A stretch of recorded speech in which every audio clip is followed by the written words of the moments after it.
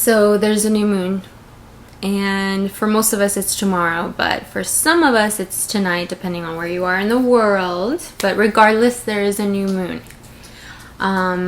It is under the constellation Virgo. If you are confused and are expecting me to say a more traditional tropical zodiac, I highly recommend you to click on the description below. There's a link for a video from Ethan, or Ethan, I can't remember his name, but his channel is called Mastering the Zodiac, and he explains what sidereal astrology is and what the difference is between that and tropical.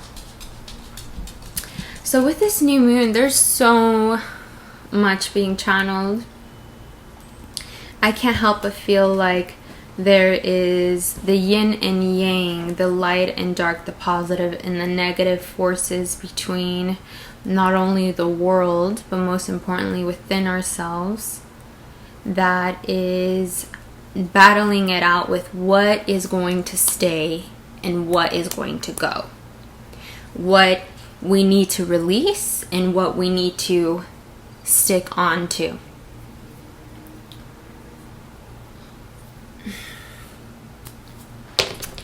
I think this is an everyday battle for a lot of us. It's not just for this new moon. I think there's this battle every single day, right? Personally, through messages and through what are those called? When it's not a coincidence, it's a... I can't think.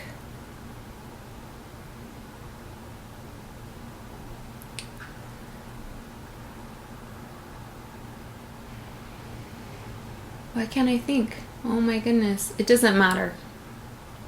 I guess it doesn't matter.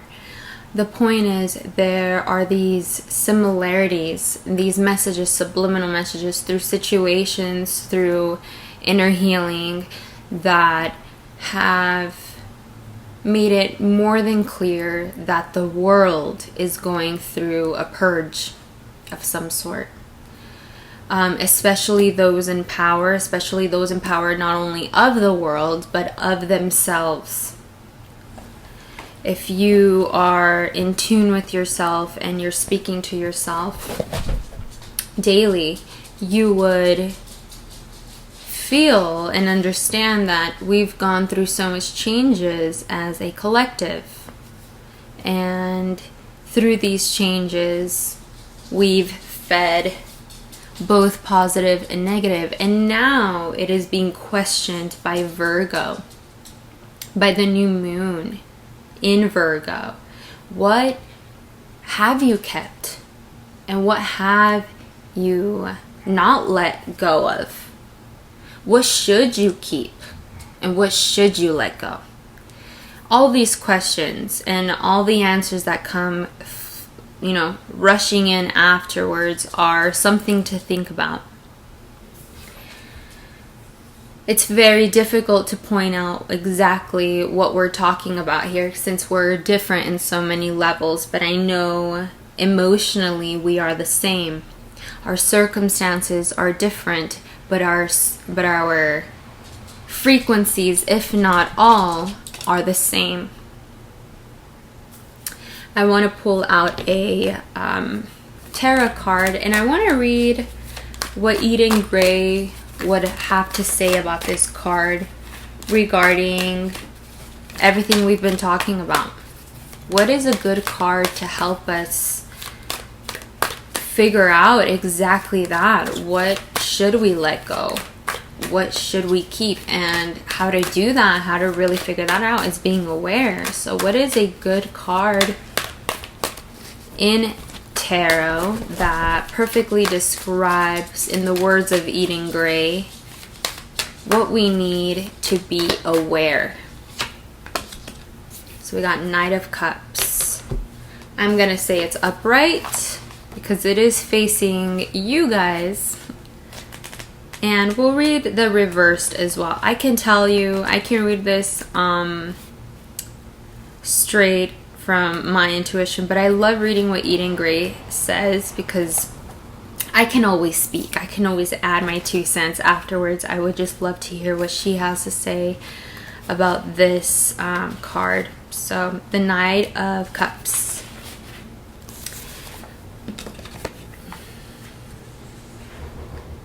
A stately knight in armor, but not warlike. He wears a winged helmet, sign of the imagination and of the dual-sex nature of Hermes. He carries his cup firmly as he approaches a stream. This is a card to choose for a young man with light brown hair and hazel eyes. It doesn't have to be. This is all from Eden, of course. So the upright meaning for this is a young man who is graceful, poetic, but indolent. He is a dreamer of sensual delights. Can mean the bringer of a message, a proposition, an invitation. Reversed is untruthful, trickery, a fraud. Proposition should be carefully looked into. So I think this is perfectly what we were talking about. Emotionally. Emotions, we got cups, which is all about watering, and emotions. It's either we can be true to ourselves. We can be true to ourselves or a fraud. And there was a part that I really liked how she mentioned how he's a dreamer. He's a dreamer and he has a message, a proposition. So we can either be this way, one who is constantly telling ourselves, hey, this is what you want. Or how Yvonne would say it, this is what I want. This is what I need. This is what I have to say along with what I want and need. This is what I have to offer, and this is the proposition that I am bringing. Now, that is one side that we should be focusing on all the time, truly, because by default, through conditioning, we think the other way. We think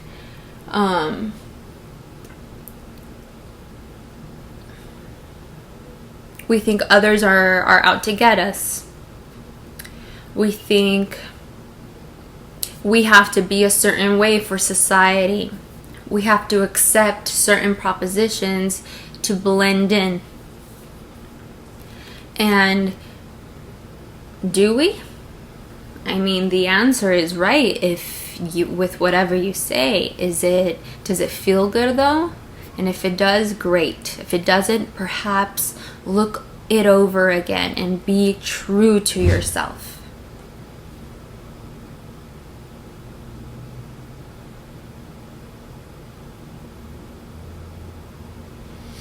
Another thing I want to talk about is patience. Oh man, good old patience, right?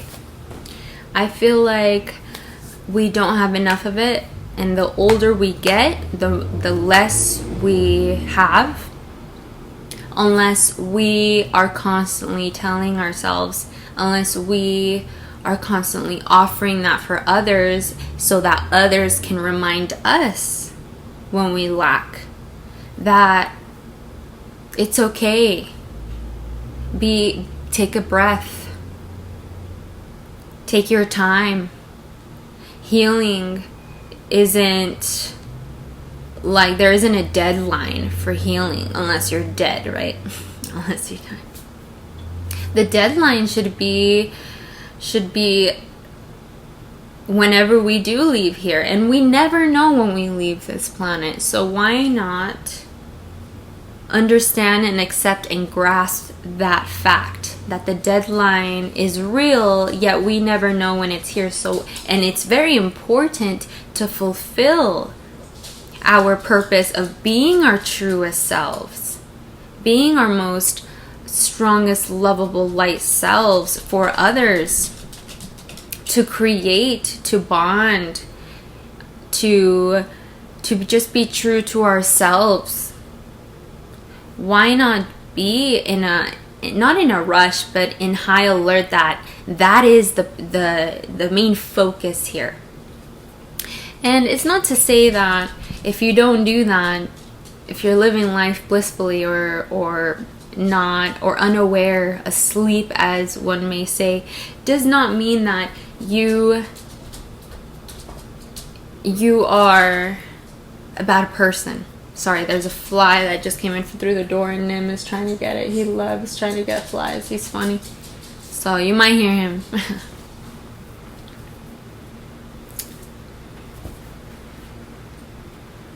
It's not to say that you're a bad person. Conditioning is real. We live in a world, in America, and not only that, we live in a world, especially America, where we are trained to believe that there is, that competition and comparison are ways of life. That competition and comparison are ways of being. And if you're not competing against being better, if you're not comparing yourself to being better, then you're no good. And this is through our ancestral lineage up until now. We carry this as a movement. We carry this trauma around with us, constantly thinking, you know what? I can have this. I can totally have this. I should have this. Or I'm better than this because look at that. And it's not to say that you speak like this to anyone or everyone. You can literally be speaking to no one. You can be speaking to yourself like that. But it's just as poisonous, it's just as toxic to speak to someone else like that and to yourself. There's no difference. We're all one. But be true to yourselves. It's easier to catch you being a fraud when you're saying that to someone else and someone be like, hey, you are good though. Do you realize that before being competitive and comparing yourself? Do you know that you are good enough? It's easier to have someone else tell you that rather than you having that conversation with yourself and being so good at ignoring the other forces that are trying to help you and guide you. Which brings me to the next deck. I hope you guys can hear the rain.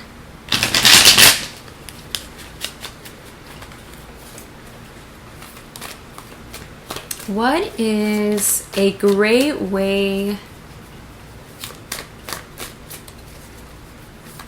to be more patient with ourselves, to be more present, to be more aware? So we know that to bring balance to ourselves, we need to be aware of our emotions. We need to be aware of the yin and the yang, and how to do that is by being more true to yourselves, being more visionary, looking at life through your third eye, through your heart, and seeing it and feeling it all. And there's a point in there where we might tend to rush because there are some visions that we don't want to see, so we're going to bounce off of those really quickly. And that's my whole point. That is the whole point, is should we rush through it quickly? I think there is strength in learning to withstand the pain, not because you deserve it, not because you have to, but because you want to understand it more. 7 of Pentacles. And it says patience. You can't make this up, people. In order to be patient, you know what? Let me read the book of this, because Zen Osho has so many beautiful harmonious definitions here for these cards. So I want to see what he has to say about the Seven of Pentacles, and then of course I'll continue after that. But how appropriate to get the Seven of Pentacles, and it literally telling us patience, which is the literal thing we're talking about. I found it. Okay. So I highlighted some parts. So let's just read what it says. I'm only going to read what I highlighted. And I highlighted this months ago. Okay? Months ago when I had a moment of just wanting to read. Or this could have even been like years ago. It is our greatest treasure to be able to wait for the right moment. Even trees know it. Let me repeat that. It is our greatest treasure to be able to wait for the right moment. Even trees know it. The new will soon be coming. In silence and waiting, something inside you goes on. In silence and waiting, something inside you goes on growing. One day it jumps and becomes a flame. You are a new person. This new person knows life's eternal juices. So, patience, learning to sit or take your time as you're doing things. I struggle. Yvonne struggles with patience. One thing that Yvonne practices to better understand what is being felt in the moment, rather than being very quick, hot-tempered, short-tempered, and quickly to dismiss whatever is happening, whether it's internally or externally. Focusing on breath and focusing on how I'm breathing helps. Sometimes I catch myself not breathing, holding a breath in. I'm holding a breath in, and it's because I am stuck on a thought or on a frequency. And I'm sure I'm not alone in this. And then there are moments where my pattern of breathing is very irregular, very imbalanced, you can say. There's moments where I'm breathing in and out, and then there's moments where I'm breathing very slowly and fast, and then I stop and keep going very quickly, or stop and then go very slowly. You know what I mean? Very imbalanced. And then when I catch myself having those moments, I'm like,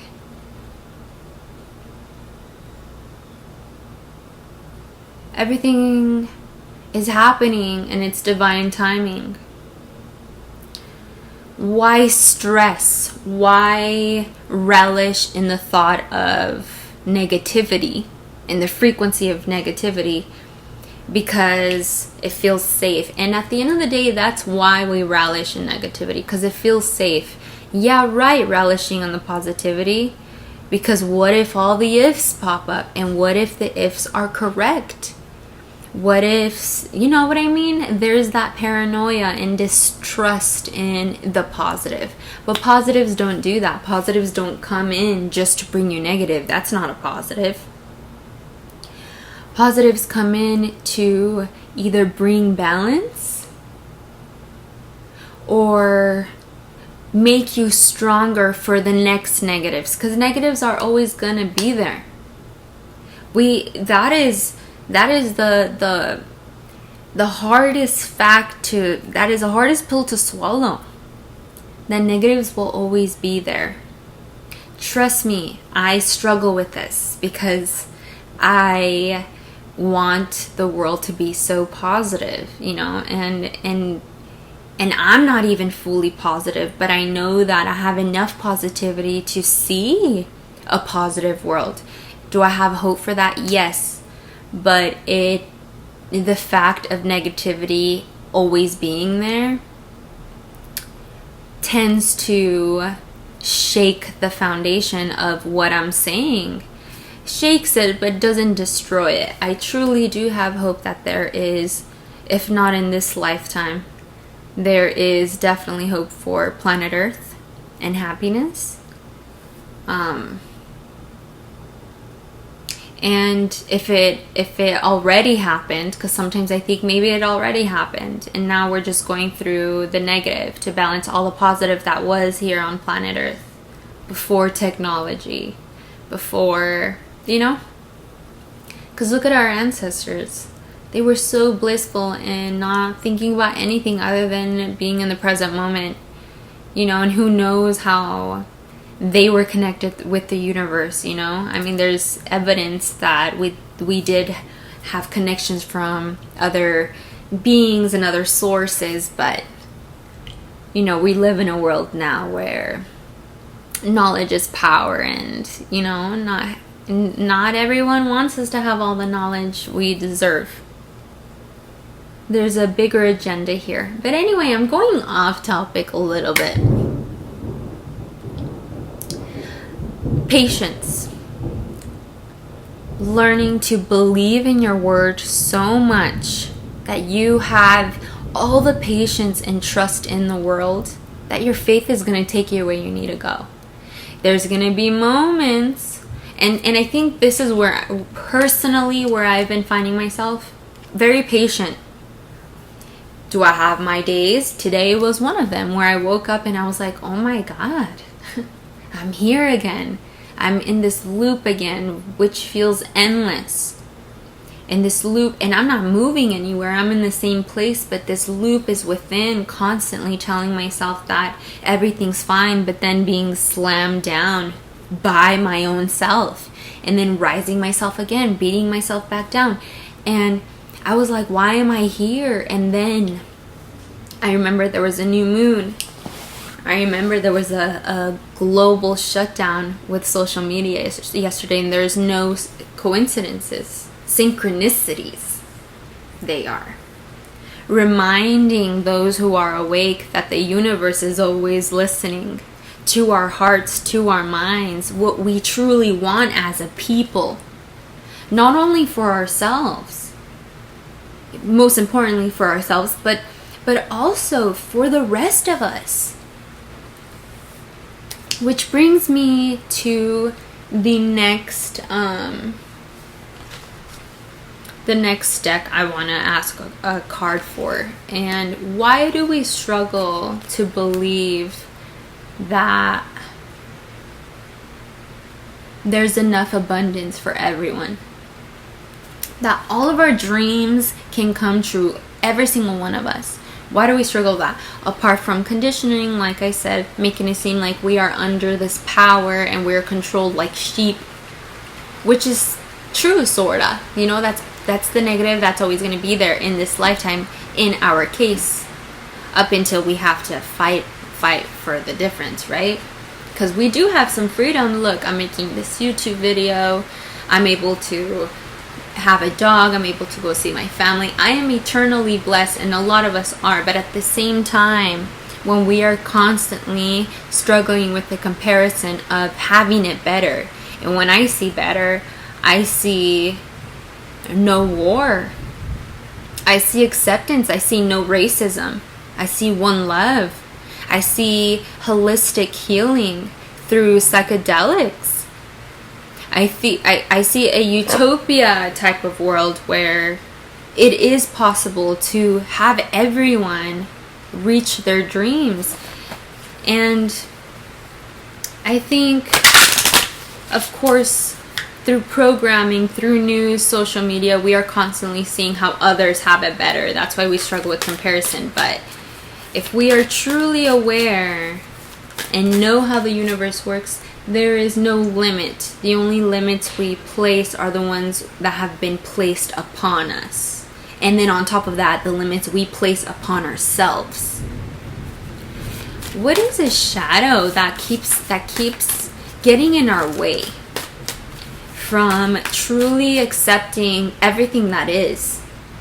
Accepting it all so much where there's no fear of limitations. What is there, It's funny because there's rain outside and it says calling the storm. 30, the number 30. Let's read what the book has to say.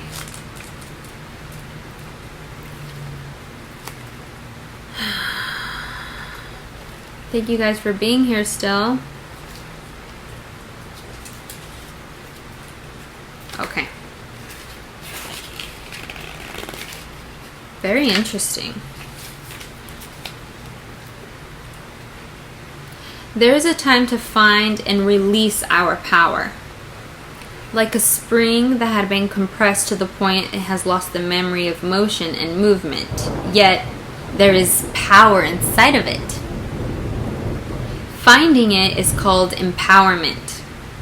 It starts from the belief in our power, in the ability to cope, to fight, to endure, to overcome a challenge. However, too often we are encouraged to see empowerment as something that happens only within, in our psychological space. We are not necessarily islands. We can borrow the power of the world around, the context, the environment, the expectations. We do not control the storm, we just call it. To call the storm, we need not to fear it. And this is what will make us strong. After the storm, there is always sun. So if the sky has been gray for too long time, it's not the time to fear the storm, but to embrace it. It will grow up and devour our chains. It will hurt us as well, but it will be healthier than to just stare at the chilly rain. We can restart only after we let ourselves end.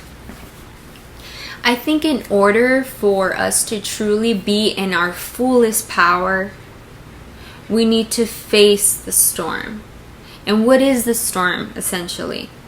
Think of everything that scares you. Spiritually, it can be demons. It can be the devil. It can be literally a negative entity from another world. It can be a negative soul, a negative frequency. Fear is an entity. So fear can take form into anything in order to feed you what it is. So imagine us being so aware of our power that we can face the fear and understand why it's there, rather than being a subject to it, being at eye level. Because fear is strong. Fear has control of a lot of people on this planet, especially those that are asleep. Because if they were awake and aware and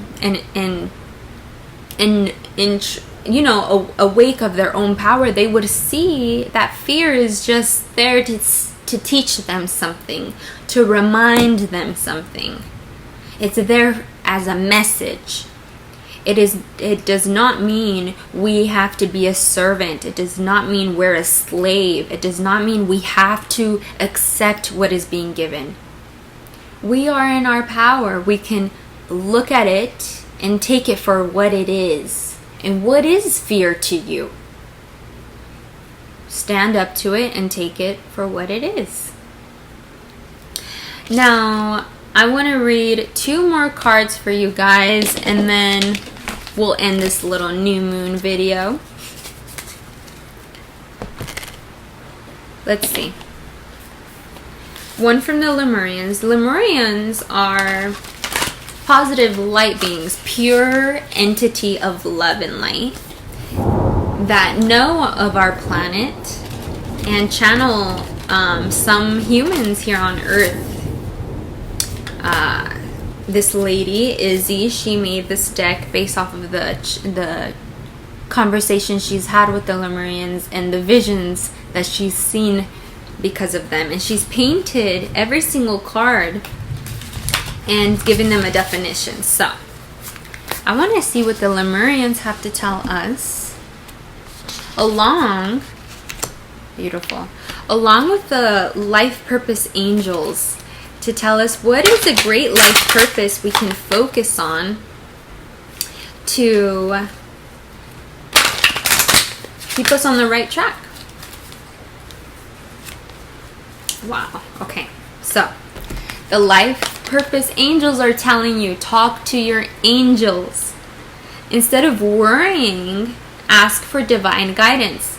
Now, yes, we are in control of ourselves, and yes, we are connected to an ultimate source, but there are other sources out there that are connected, that we're connected to too, both yin and yang. Don't be afraid to ask the light, ask the positive, whatever that is to you. Ask God for extra messages, extra clarity. Now the Lemurians are saying, connect to your root chakra, ground yourself and center yourself. It says, spend some time in nature. Sit or stand barefoot in nature and feel your roots merging down with the earth beneath you. Consider your founding beliefs. What are your beliefs? If they no longer serve you, it may be time to reconsider your priorities or the foundations you live your life by. Be aware of any reoccurring patterns that may be holding you back. And this is literally full circle what we've been talking about. It's time to ground yourself and really figure out, what are you going to keep and what are you going to let go this new moon. And it's not about being perfect. There's no such thing, babe. There's no such thing. It's about the moment something knocks you down, getting yourself back up, because that is your new foundation. I love you. I'm always here for you. Please comment anything. I would appreciate it. I will talk to you guys later. Bye.